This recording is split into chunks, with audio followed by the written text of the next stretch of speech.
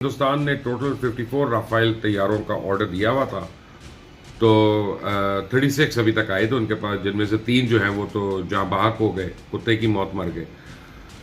तो अब बाकी जो राफेल तैयारे हैं, इंडियन गवर्नमेंट ने इन्फॉर्म कर दिया फ्रेंच गवर्नमेंट को, एक्चुअली डसॉल्ट एविएशन को, कि हम लोग ये नहीं खरीद रहे। वो बाकी के राफेल जो है उनकी सेल रुक गई है, और उसमें इंडिया का अपना ही एक भंड था, और फ्रेंच गवर्नमेंट जो है वो शायद अब इंडियन गवर्नमेंट को आर्म ट्विस्ट कर रही है कि पैसे तो तुम्हें देने पड़ेंगे उनके, चाहे तुम लो या तुम ना लो।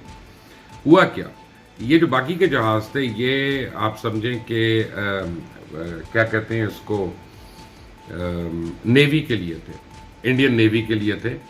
और इनका जो एयरक्राफ्ट कैरियर है विक्रांत, जिसका बड़ा हमने नाम सुना है कि जी कभी कराची भी आया था, पता नहीं आया था, या उन्होंने, उनके मीडिया ने तो कह दिया कराची आया, और वहां से बस वो गौरव आर्य ने कहा 15-20 ब्राह्मोस मार दो, फूंक दो, आग लगा दो, तो ख्वाब ही चकनाचूर हो गया। तो ये जो राफेल थे, ये मैरीटाइम ड्यूटी इन्होंने देनी थी, मैरीटाइम यानी सी के लिए।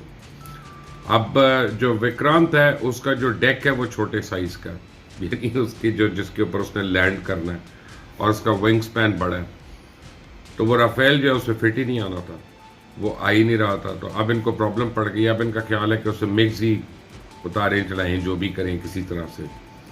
तो राफेल की अब फिर ज़रूरत नहीं है, तो राफेल को उन्होंने बाकी राफेल्स का ऑर्डर कैंसिल किया। फ्रेंच गवर्नमेंट ने उसको कह दिया कि ये तो कैंसिल नहीं हो सकता, हमारे लिए अब लड़ाई चल रही है।